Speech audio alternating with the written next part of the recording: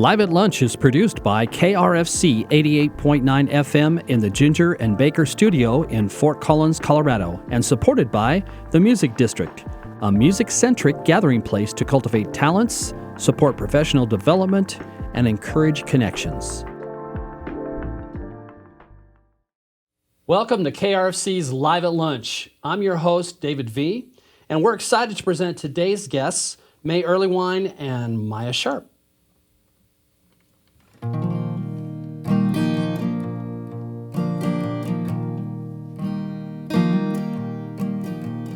Turn off the TV, come a little closer, I'll put a record on. Pour another glass of that pure sweet water, let's talk until it's gone. I've never been so tired, it's never felt so good. Honey, I'm inspired, and as far as I can tell, baby, this is living well. Rolling down a highway, singing songs for the baby, stopping off just to rest a while. Sitting in the shade, making lemonade out of each and every mile.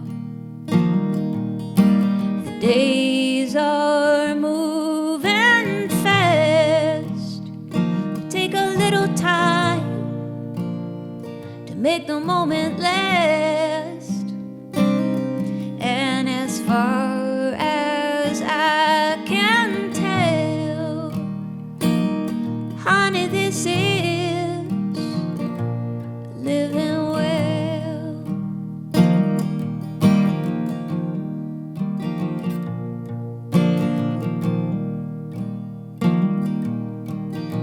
A little later on, a little warble in the sun, singing by the firelight.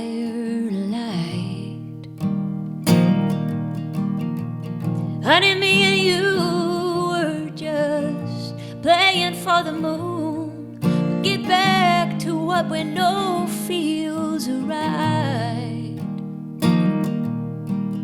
Oh, sweet harmony, baby, this is all we need to be. And as far as I can tell, baby, this is living well. This is living well. This is living well.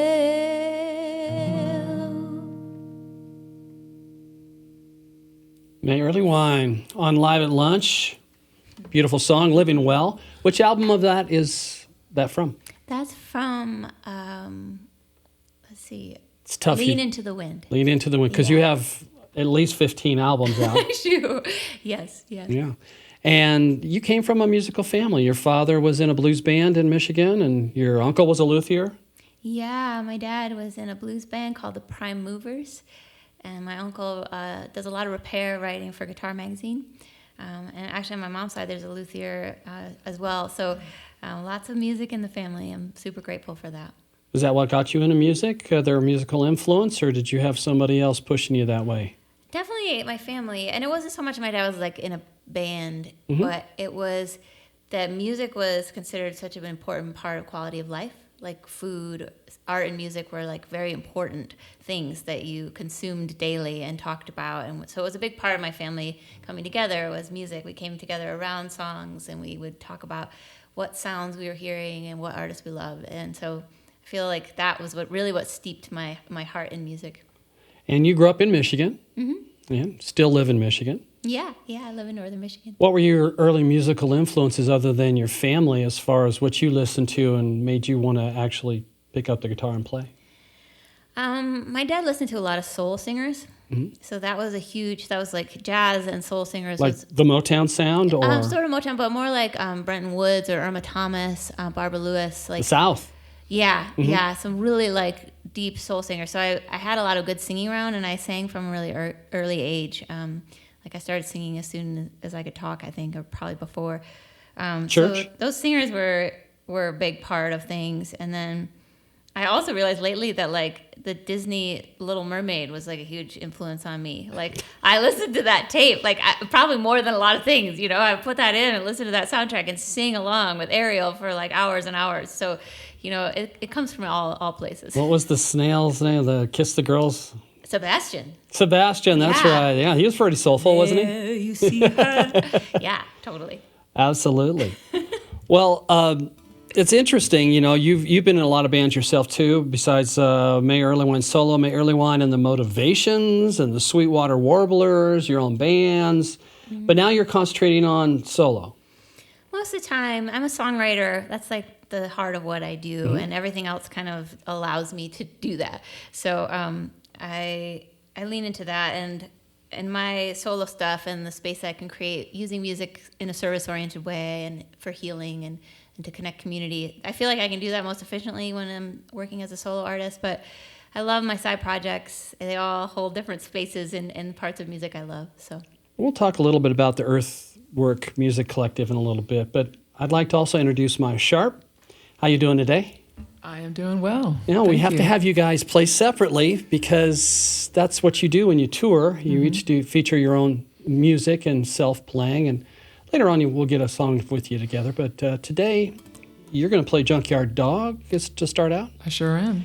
What album is that from of yours? That is off of the brand new record now, Mercy Rising. And you've got about 9 albums out yourself? Yeah, I think this is number 9. I think I intentionally lost count along the way somewhere, but yeah, I'm pretty sure. All right. Well, let's hear Junkyard Dog. All righty then.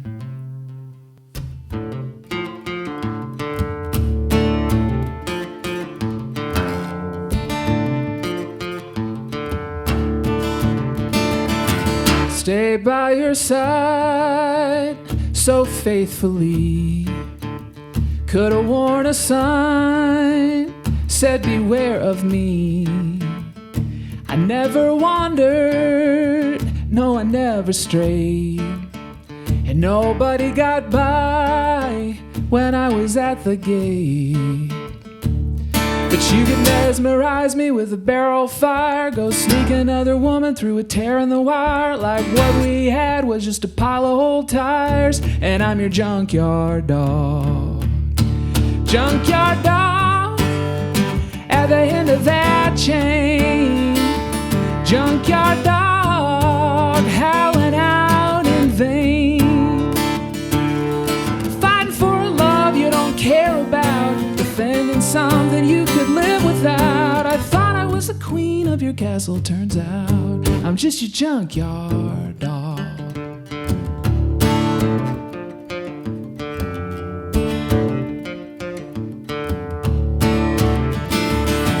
Left me alone for hours on end, and I was true to you again and again.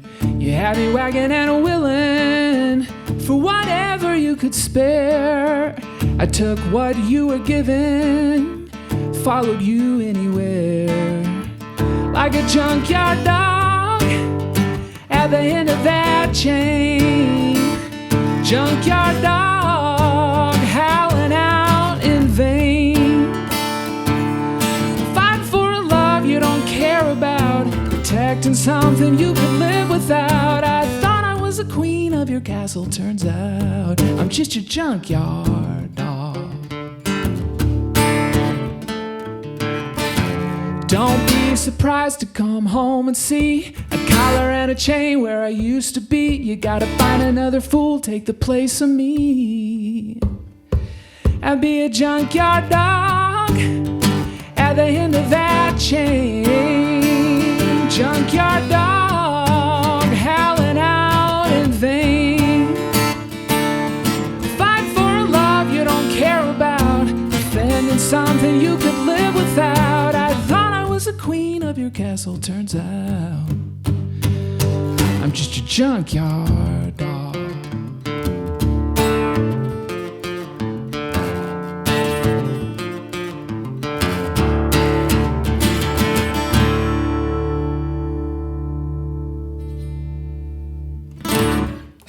Maia Sharp, Junkyard Dog, off her latest album, Mercy Rising.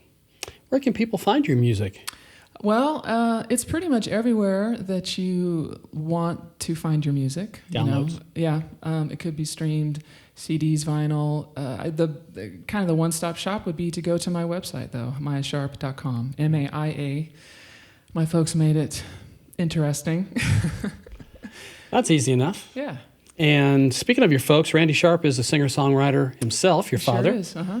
And is he the one that was maybe your influence, motivation to get into music? Well, it definitely helped that I got to see that this can actually be A career. a valid, yeah. I saw him, always pursuing what he loved, and somehow it managed to work out.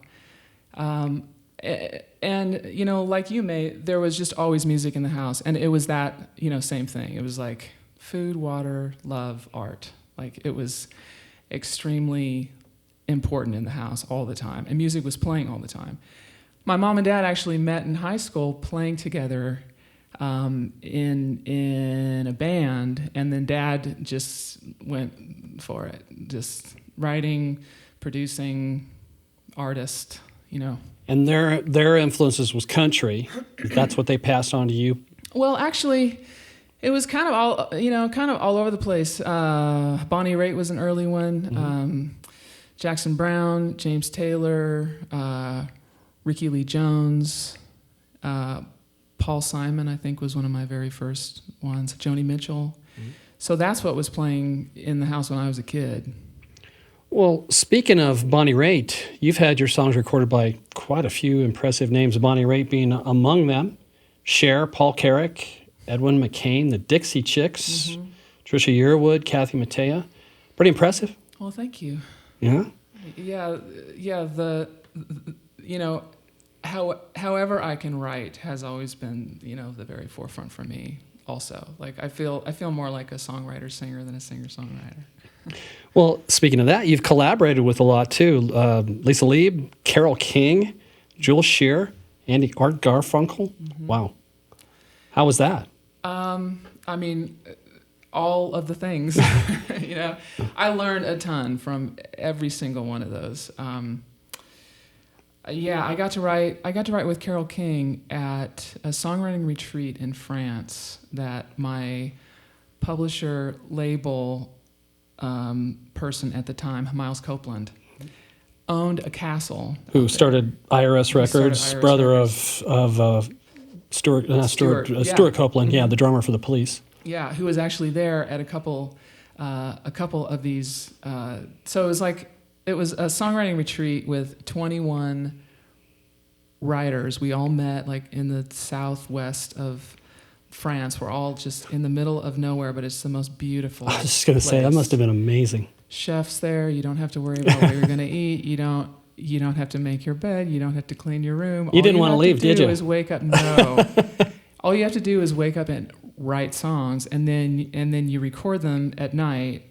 So it is intimidating. The thing, I don't know, there's something about that place, though, that kind of leveled the playing field. At least it felt like that. Maybe because everybody is so exhausted from the flight. But I got in the room with Carole King, I think I was 26, and she never played the Carole card.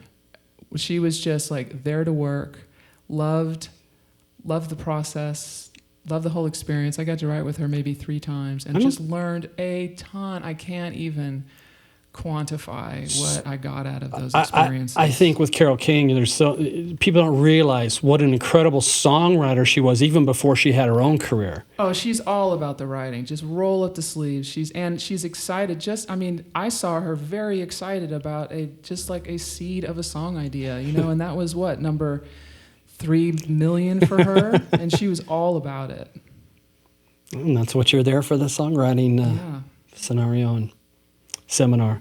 Well, Mercy Rising, like I said, is your newest release, and I'm sure we'll hear some more from that pretty quickly here after we go back and hear from our friend May, Erlewine. What are you going to play next, May? Well, I'm going to play one from my new record. And that's called? Tiny Beautiful Things. Right. Is the record. And that just came out also? Yeah. And I've just actually finished a big release tour for it. And so the album is titled after a book by Cheryl Strayed. And it's all about humanness and incarnations of love. So I'm going to sing a love song. And this incarnation is unconditional love. And sort of about when someone sees you for all that you are and loves you in spite and despite of those things. And it's called... That's why it's called He Knows. He Knows, yeah.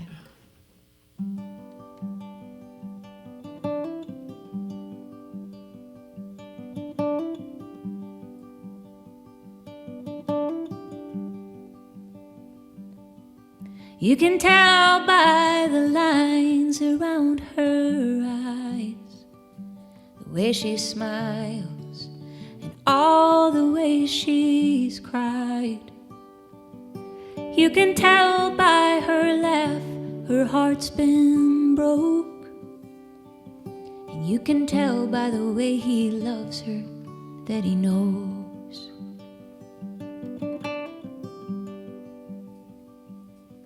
You can tell by her crooked smile she's living well. You can tell by her hands she's been through hell. And by the look in her eyes she's been up all night. You can tell by the way he loves her that it's alright. She says, I like to be free. He says, I like to keep your freedom company. She says, I don't know what I'll do. He says, all you need to know is I love you.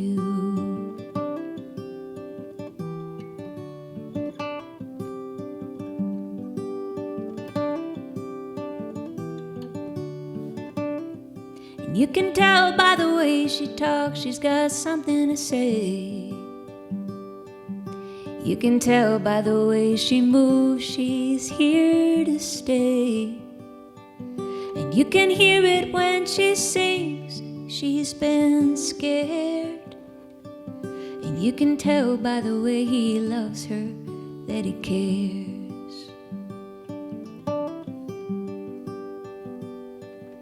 You can tell by her messes it's been a fight. You can tell by the way she turns off the light. And you can see it every time she goes away. And you can tell by the way he loves her that it's okay. She says, I'd like to be free. He says, I like to keep your freedom company. She says, I don't know what I'll do. He says, all you need to know is I love you.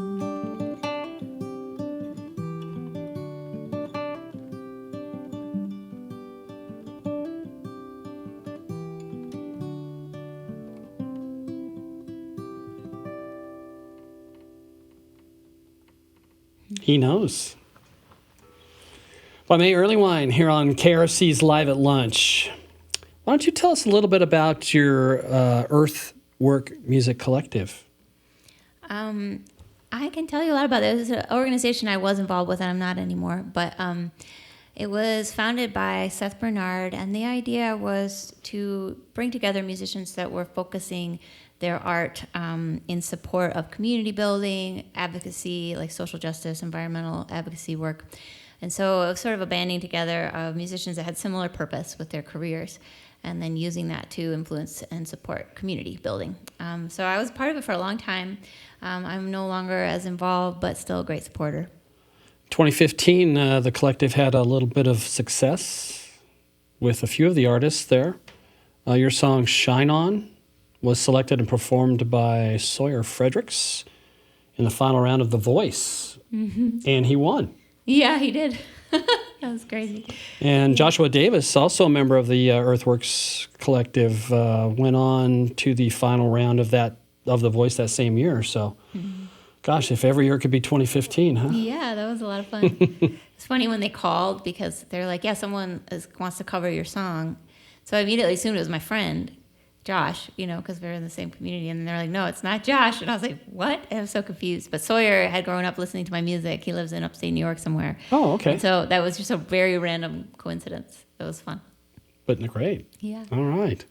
And I have to ask you, looking at your bio, well, I looked at this and I look at you and I'm thinking, this can't be true. Did you hitchhike across North America, ride freight trains, and street perform? Yeah, I did. Seriously, Seriously did for like 2 that's years. A little unusual and dangerous. It is. Yes, it is. Yeah, absolutely. How was that experience? Were you trying to be Woody Guthrie, or? Man, I just had the urge to explore and see the world. And I grew up in this like amazingly supportive, nurturing environment where I had everything I wanted. So I wanted to get the heck out of there as fast as possible. It's like ridiculous. But yeah, so I wanted to explore and see the world and know other kinds of people. And that's what I did. And I learned a lot about humanness, a lot about like the different lives people have and how we carry pain, how we carry joy, how we like help each other out. And just like I sat with people for hours and hours I never would have talked to. And it was a really like, I feel like I learned a lot about life and emotions and yeah, humanness. Geography. Yeah, that too. Got to see North America. Yeah. Definitely made some errors there, but yes, I did. Well, that's wonderful. Well, let's get back and let Maya have a little chance to play here. And Backburner is the tune that you're thinking about? Yes, please. And this one is also on the new album. The new album, Mercy Rising? Yep. And that is Mercy Rising. Yes, it is. Thank you for getting that. May, I had no idea that you did that. Now, I'm like extra thankful that you're even here alive with us. In one piece. That you're okay. Oh my God. Okay, and you were, how old? You were really young. 16. Oh my God. And that I didn't realize either. Oh. We're gonna have to talk about that later, I think. I know. Yeah, we are going to talk about that later. That is not okay. All right, so this one is about when you think that you are really good at like compartmentalizing one issue and putting it aside and putting it kind of on the shelf for right now because you don't think that you have to deal with it.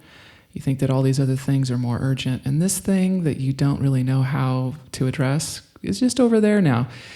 But eventually it gets out of its compartment and now it's angry and now you have to deal with this.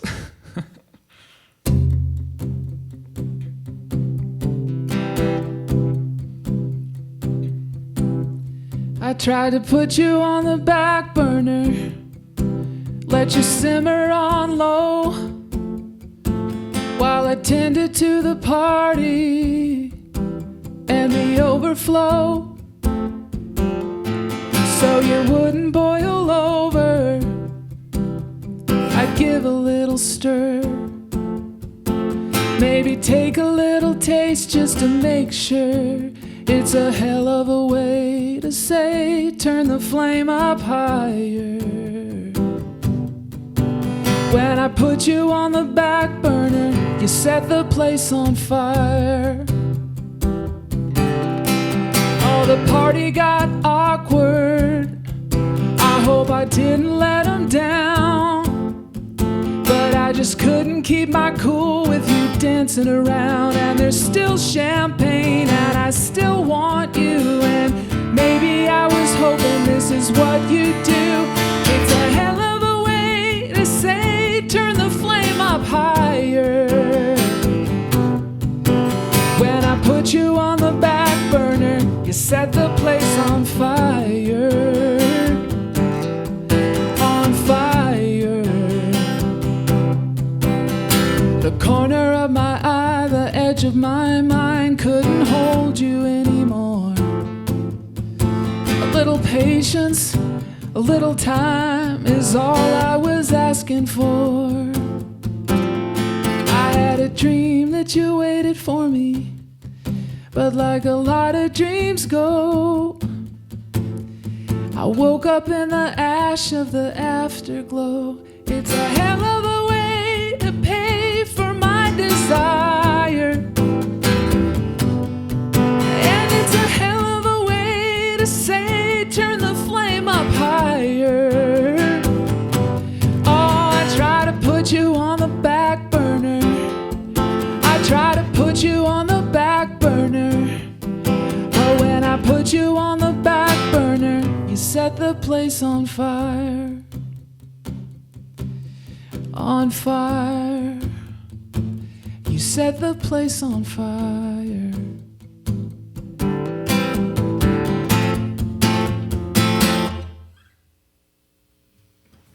Maya Sharp here on KRFC's Live at Lunch. I love your lyrics. Thank you very much. Very, I can picture things. You're telling a story. Sweet. Like thank old you. Chuck Berry always used to say, you know, when you talk about that coffee-colored Cadillac, you can picture it in your mind. You That's know. right. You're from the Central Valley of California. Yeah. Yeah, I was born in Visalia. We moved down to Los Angeles when I think I was 5.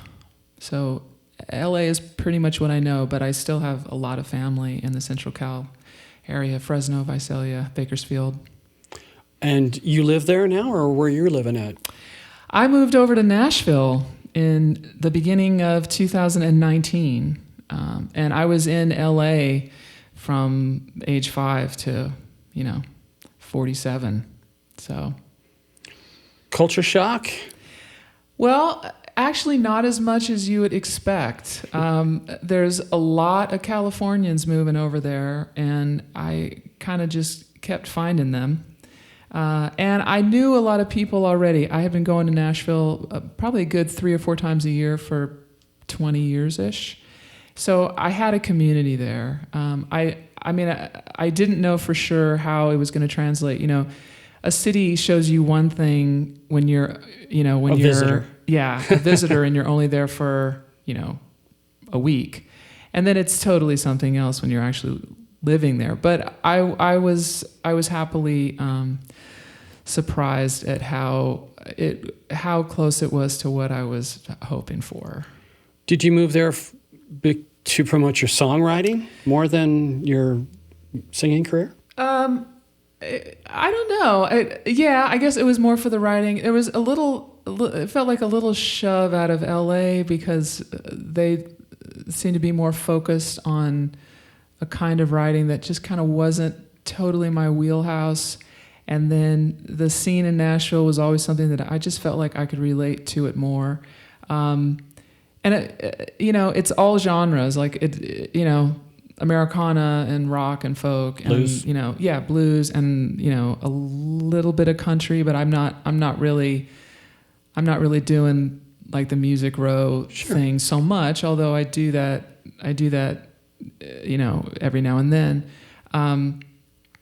But yeah, it just felt like it was going to be a better fit, and I realized my last 2 or 3 years in LA that when something really cool happened, it wasn't because I lived in LA. It was something that happened somewhere else, or that could have happened regardless of where I lived. And once I moved to Nashville, fortunately this has proven itself. Because I live in Nashville, new cool things are happening. Are you finding a lot of new collaborations? Absolutely, yeah. Mm-hmm. So I managed to nurture a lot of the ones that I already had from over the years. A couple of them, like I just reconnected with a writer that I think our first session was 16 years ago or so. And then I'm, just from being there in everybody's face, I managed to meet a bunch of new artists as well, writer, artists. And also, it sounds like such a simple thing, but the geography of Nashville is just more friendly to do this. I can go do more shows now. I can just do like a one-off in Asheville now. I can pop on down to Georgia, In LA, it was fiscally irresponsible to go do a one-off in Asheville. I was just going to ask that. Is the financial lifestyle of the cost of living in Nashville, is it a lot less, obviously, than California? Yeah, it's not as much of a lot less as it used to be. Nashville is definitely on the quick rise.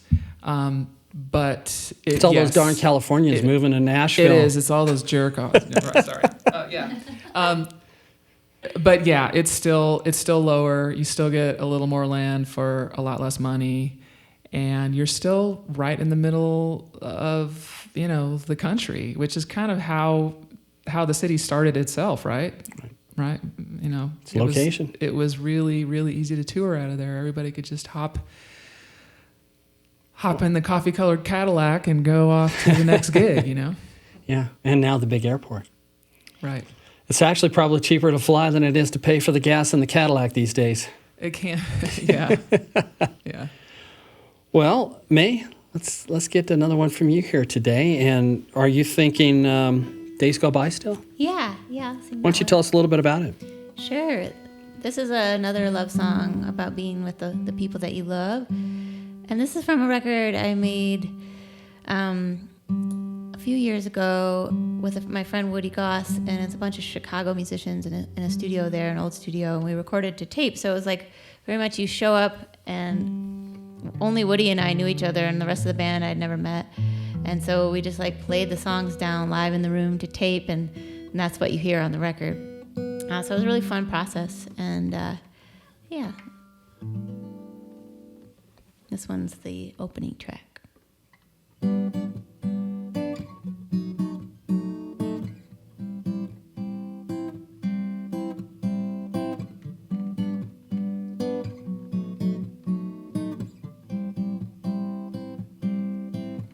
It's the way that you walk in the room. Your heart is a beacon. I don't need a reason to love you. Easy to do. I'm lost in your smile. It's been a while. Who knows what time is gonna do? All I know is a simple truth. I like watching the days go by with you. The sunrise found me with you. The light hit the window to outline your shadow, a picture, way that you move. All of my places now left with a trace of you. Who knows what time is gonna do? All I know is a simple truth. I like watching the days go by with you.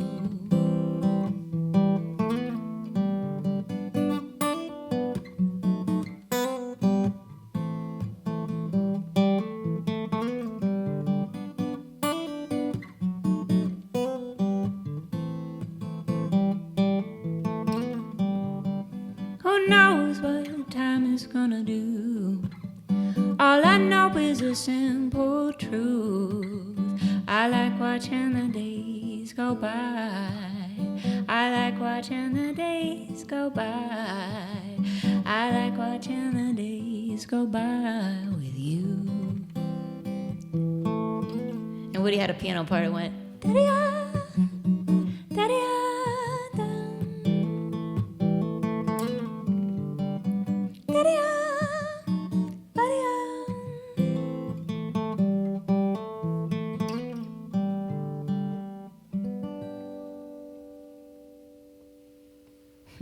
Erlewine here on KRFC 88.9 FM's Live at Lunch. I love the piano singing there. Yeah, It's such a signature part. That's what's funny about when you arrange something with a band and then you take it out. It's like you just hear it. It's permanently embedded into the song. So you have to do it. Yeah. It's okay. It was a nice addition. So what do you, let me ask you a quick question. And I'm trying to ask everybody this because it turns our listeners on to new artists. Are you listening to an artist that maybe our listeners should be tuning into these days? Oh, gosh. I listen to so much stuff. What have I been into lately?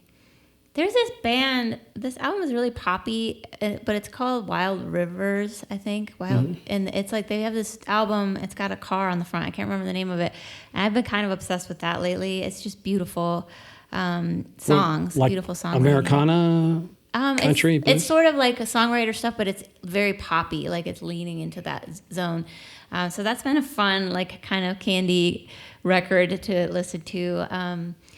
I'm trying to think of what other. I've been listening to Maia's record a lot, and I've been, inspired by my friends always. My friend Rachel Mazer has a beautiful new record she's working on. Has released some singles lately, so I've been listening to her.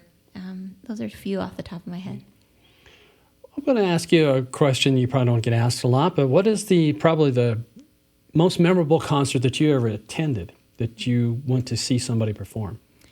I got to see Beyonce touring Lemonade at the Palace, and I'd never seen her before, and I was going through this sort of like transition of life, and so I went to her concert, and it was like a transmission. I felt like I like visited the Queen, and she gave me like her blessing and her wisdom. Yeah, I was totally, and I actually was gifted these tickets for my birthday, and I was gifted 2.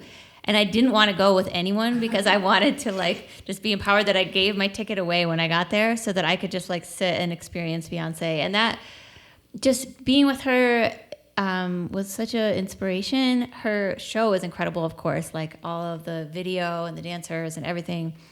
But one of the moments that was so beautiful is she was like, I used to stand on the corner down the street and sing outside the corner store with like the ladies from Destiny's Child, like singing our butts off. Like that's where I came from. And she was like, and all of you helped me to be here. I wouldn't be here. And she was like sitting on the stage, like in tears, like thanking her audience, and everyone clapped for so long. It was like ridiculous. Like it was just like this whole experience we had with her, but her gratitude, and also just seeing like we all start somewhere, and it's by community that we get to other places, and her recognizing that, being such a queen, was like very beautiful and moving to me. I'll never forget it. Maya, I'm going to ask you the same question. What is probably the most memorable show you've been to? Oh my, it's hard. Yeah, that's really hard. Bonnie Raitt has. I mean, I saw her before I had a chance to meet her, and I was already just hanging on every And by the way, word. you got to open for her, and then right? I got to open for her and see some shows. I just recently got to see her again at the Ryman, which I realized was the first time I'd seen her from the front, like not, from the wings, since probably 2005. And holy moly, just bringing it. Every word. She sounded like the album, and just like manages to strike this very hard to hold line of like really confident and really humble at the same time. Like, how do you bring humility both of those at the like same time that and mojo from hell at the same time? And she's doing that. And I really felt that one too. So the Ryman. Yeah, at the Ryman. And I've never had the pleasure of being there. That must be spiritual in itself. Great. Her band, wonderful. Her playing is great. So yeah, there was, I think I walked out of that also just like, okay, I want to still, after all these years, I want to be that. And who are you listening now to that maybe our listeners should get turned on to? I have a feeling they already are turned on to some of the folks. We were talking earlier about, let me see, Phoebe Bridgers. Huge fan of Phoebe. Yeah. Actually, I just rediscovered her album's just a couple years old. You probably know her. Madison Cunningham. Yeah. Love her record. I think it was her last record still in 19. I'm not sure, but is there a new one? Well, my friend Theo just produced her new record that just came out, and I think it's under Rhett Madison. Okay. Yeah. So good. So cool. the Rustin Kelly album, Dying Star. Huge fan of that one. I've listened to that one. Excellent. And actually, Anyway, the one of yours that I have on vinyl, I play that all the time in the house. I love that one. I guess that's the one that has the little woody piano thing in it. Yeah. Okay. Well, Maya, let's see here. We heard Backburn. How about Whatever We Are? Is that what you're thinking about playing next? And tell us a little bit about the song. So this one, this is one that I wrote from the point of view of kind of slightly more evolved me. Like, this is how I want to feel. This is, I was dealing with some confusion over somebody, wasn't really getting any answers, and realized I probably won't ever. And so all I can do is affect how I respond to that, and like how much hell I put myself through. So how about I don't, and just whatever we are, we are, and I'm just gonna love you. So, and I'm not quite the 100% Zen person yet that you hear in the song, but I'm almost there, and I feel like every time I play it, I get a little closer to being her.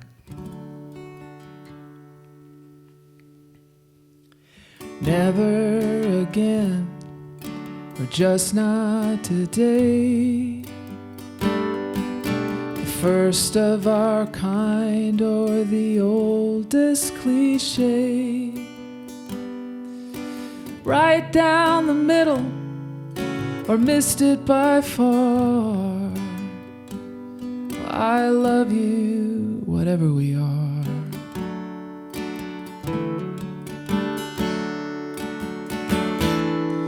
Kicking the habit, or up in a dose. 2 airplanes flying uncomfortably close. The leftover light from a long gone star. Oh, I love you, whatever we are.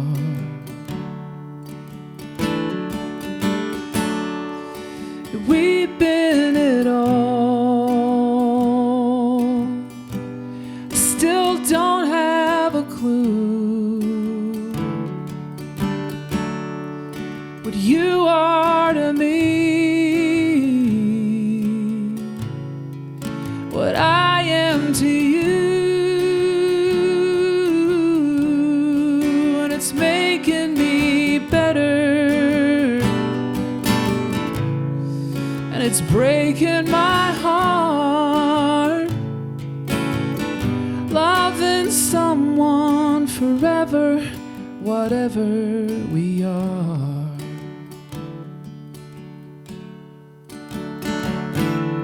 Stuck in the memories, we're trying to move on. Changing the station, we're singing along. In the back of my mind, or the back of your car. Well, I love you, whatever we are. And I'm not gonna stop when it puts up a fight. I'll just learn how to see you in another new light. We've been it all. I still don't have a clue what you are to me, what I am to you, and it's making me better, and it's breaking my heart, loving someone forever, whatever we are. You'll make me better. Yeah, you'll break my heart, and I'll love you forever, whatever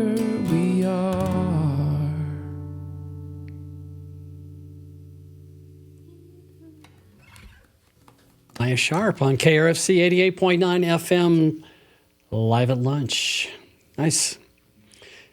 Very heartfelt and soulful there, I think. But I was going to ask you a question. You have any time for hobbies outside of music? You know what? I've been making myself think about what the hell can I do that is not music related. It's actually kind of a problem. Like, I used to play sports. I used to do other things. I used to like find windows to hike for hours. I love to hike. But lately it's like work, take care of something with the house, take care of something with the dog, more work, fly to the work, drive to the work, come home from the work, you know? So you're not making time for yourself now? No, I need to get back into it. Like I played on a softball team last year, which was fun for a while until I realized that I used to be able to run, I think, fairly fast, and now I look like there's like a piano chained to me and I'm dragging it through the dirt. It was so pathetic. I was almost out at first after hitting one in the outfield. Like, who is this body? What's happening? So I guess that's actually a sign that I need to get back into sports and get my act together again. But yeah, I guess if I had to choose something, it would be to get out and get, and be more physical, more hiking and be on a team. Is there well, why don't you tell me a few of the iconic places that you've had a chance to play yourself or play with other artists? Well, with Art Garfunkel, I did a trio project with him a few years back. Buddy Monlock and Art and I had a record, and we toured for it. We went over to the UK, and we got to play Royal Albert Hall. So that was a smackdown. That was You're just amazing. Looking up and up and up at all the roads. And all around, and yeah, like, where the hell am I? I'm at that place in the Beatles song. Yeah. Is that where they just said you and the more expensive seats just jangle your jewelry? John Lennon's famous line. Oh, really? Yeah. Oh, right. I got to open up for Bonnie at the Ryman, so that was amazing. What's the green room like there? I've never had anybody. Small. Is it? Yeah. I'm not sure how much they've expanded the backstage since it was created in the 30s, 20s or 30s. I think so. I got to open for her at the Wiltern also, which is a place that I have seen so many shows in Los Angeles. At? The Wiltern? Oh, LA. Yeah. So I had seen countless shows there, and then I got to be on the other side of that, so that was really fun. Excellent. Well, May, let's get you back on for a little bit. I'm going to ask you a couple quick questions like that too. Do you have any hobbies outside of music? Yeah, I like to do too many things. I'm kind of getting that impression. I love to garden. I love to cook. I sew. I love poetry. Reading or writing? Both. Mm-hmm. I love photography, making videos. I'm really passionate about that. So I get into a lot of things, but music is sort of the main one. You don't have a lot of downtime, it sounds like that. No, but I feel it. Yeah. And then add in that having a daughter too, so. Mm-hmm. Yeah, that's and she keeps me. I love to cycle, so we go on bikes all the time. And I got into cycling long distance during the pandemic, like shutdown time, and I love that now. And so that's something I do. And yeah, I'm a runner. I love to run. Try to run most days. So. Wow. Yeah. It's some of the iconic places that you've had a chance to play yourself. I'm so bad at remembering these things. Like, I really am. I played at all these beautiful places. I've opened for some amazing artists and all. I've had so many gifts and opportunities to do so many things. And I don't remember. One thing I did that was really cool is I got to be on Prairie Home Companion when Garrison Keillor was still there. Wow. That's something that comes to mind. But yeah, this life leads us in all these crazy places. And sometimes the things that are the biggest deal on paper aren't actually the most meaningful. One of the things that's been really cool lately I was in all the choirs when I was a kid in school. And I was really active in that community. And one of my songs was published by Hal Leonard for choral. So a lot of choirs are singing one of my songs. So like that was like a huge career thing that I would never have like sought after. Like, oh yeah, some people's like, I want to be in Rolling Stone. I'm like, no, I want to have people singing the song. So like that was something I didn't expect to happen. That was a huge deal to my heart in my path of music. So there's a lot of little things like that. But yeah, and sometimes the most epic venue isn't the most epic show, So it's like the memories I have, I hold really dear. And sometimes just house concerts have some of the most meaningful moments for me. Oh, that's wonderful. Yeah. I like playing for people, Anywhere, that's what it's about. Anywhere you can. Yeah. Well, what are you going to play for us next? Are you going to do Hurricane? I decided not to. Okay. What do you think you want to do? I'm going to play the first track from my new record, and this is a song about acceptance and moving through acknowledging mistakes and into change. And it's called? Easy. Easy. Okay.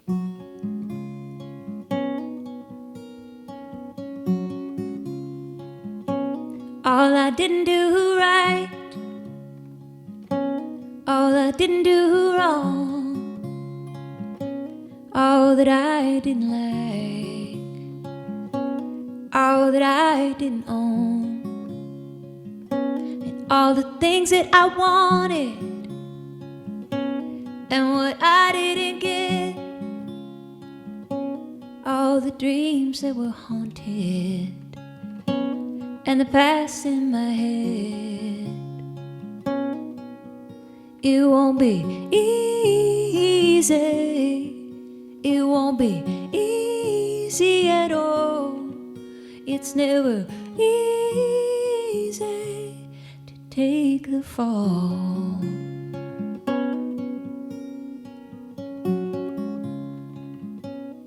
What do I hold on to? When to let go? What do I belong to? What do I know? And when did we lose it? And where does it hide? Will I ever find it? Will I even try? It won't be easy, it won't be easy at all. It's never easy to take the fall.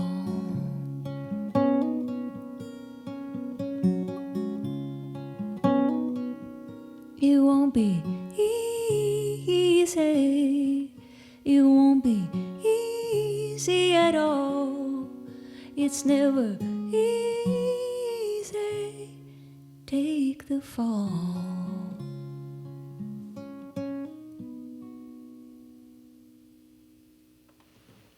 Easy by May Erlewine here on KRFC's Live at Lunch. That was beautiful. Thank you. Yeah, it's not hard. I mean, it's not easy singing a nice falsetto early in the morning. That's true. Till the voice is all warmed up. Yeah. Well, I was going to ask you, is there's some bits of wisdom that you both would pass on to aspiring musicians?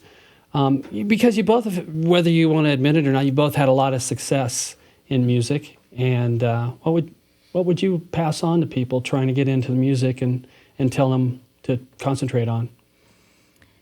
That's a really hard question. And there's just so many things that you learn. But one of the main things I think I can grab hold of right now is there's a lot of external voices that come in this industry that say, oh, you got to do this to be successful, and you got to do this to be successful, or if you, like, what's your thing, what's your image, how can we shape that, how can we shape you to be successful? But a lot of the success that I've actually experienced has been from being the most authentically me possible and doing something that is outside of the box that everyone says won't work or like it's going to be weird. But it's something that I feel so passionately about in my heart that I can't not do it. And those are the things that move people. And those are the things that are important because only you can be uniquely you. And that's what everybody wants, is something that they've never seen and they don't know and that they can get curious about and understand. So it's like you be you is sort of like cliche thing to say, but it really is so important to follow your own passion in that way. Because if let that deteriorate based on other people, you start compromising your passion, and then what you're doing becomes not passionate, and then nobody's going to care. Like, if you're not passionate, who else is going to get passionate about it? So that's my main advice, I would say, is just like to follow your passion and really trust it. Really, really trust it. Good words of wisdom. Yeah, How about you, and Mike? along those same lines too. You really have to be in it because you can't not. This is something that you just have to do for you. You can't be reliant on whatever the response is or whatever the rewards are or aren't. It has to be just because you are driven by the passion of doing this thing. Because a lot of your time along the journey will just be you on the journey. It might not be the obvious, oh, this worked or this didn't, or, I got the gig or I got in the writing room with so-and-so. It might just be you, head down, alone, working on your thing, and you have to love that and not rely on the external. And also, to comment on the external, I would also warn to not let those voices tell you that there's a finite number of seats and you have to compete for one of them. So many of my successes have come because I am in a community of people who lift each other up. So women helping, other women sometimes isn't a thing because we think, or because some people might think that there's only going to be 3 spots on the Hot 100 or whatever, so I have to take it and not her. It doesn't really work like that. When you support each other, I can't even count how many times, because somebody that liked me introduced me to somebody else that they liked. Now this is the relationship that ended up helping me out. And I always introduce people I love to other people that I love. And those things just help all of us. So hold on to those connections and the early collaborations. Yes. And like you said, be true to yourself. Excellent advice from both you two. Well, we're going to hear at least another song here. Are you going to do Kind? I think I will. This is Okay. kind of along the lines of that. It's about who with whom you choose to spend your time, and and I'm gonna get some help here from May.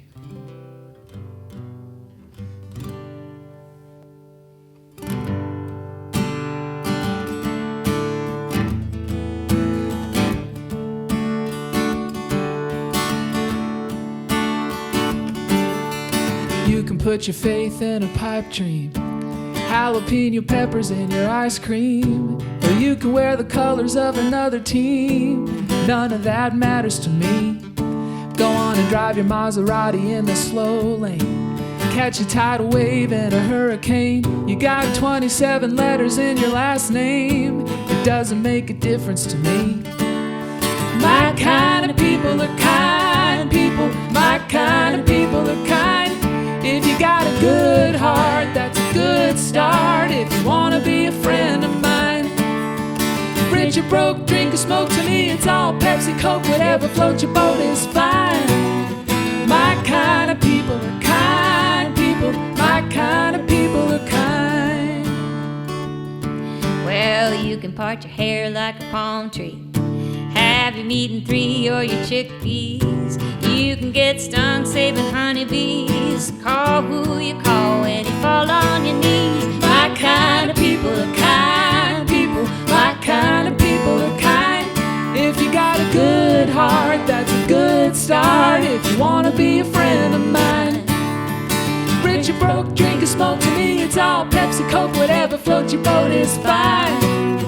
My kind of people are kind people. My kind of people are kind. Some follow the rules, some break them for fun. My kind of people, we only got one. My kind of people are kind. If you got a good heart, that's a good start. If you want to be a friend of mine, rich or broke, drink or smoke, to me it's all Pepsi, Coke, whatever floats your boat is fine. My kind of people are kind people. My kind of people are kind. My kind of people are kind people. My kind of people are kind.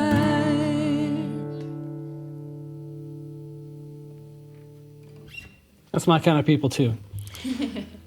Well, it's been great having May Erlewine and Maya Sharp here on KRFC's Live at Lunch. And thank you so much for blessing the stage with your presence. Oh, thank you so much for having us. Yeah, thank absolutely. you. I would like to also thank our sound techs, KRFC's Live at Lunch sound team of Andy and Colton, and also the Fort Collins Public Media team of Chris and Eric. You guys always do a fantastic job. Well, is there anything we didn't touch base on today that you'd like to talk about a little bit?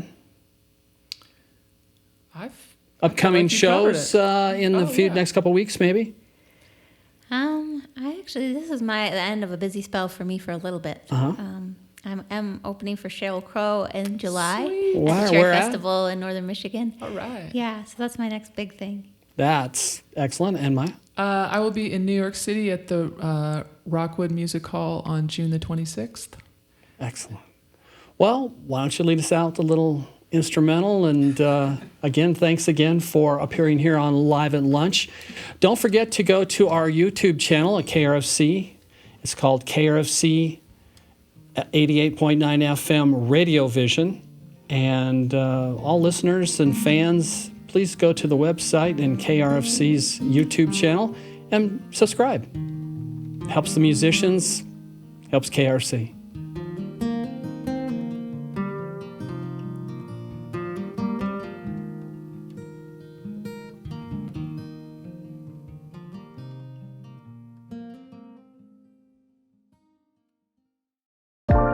Thank you for listening to Live at Lunch, and thank you to the Music District here in the heart of Fort Collins, Colorado. Live at Lunch is produced by KRFC 88.9 FM in the Ginger and Baker studio. If you'd like to appear on Live at Lunch, email our music director, David Vacek, at david@krfcfm.org.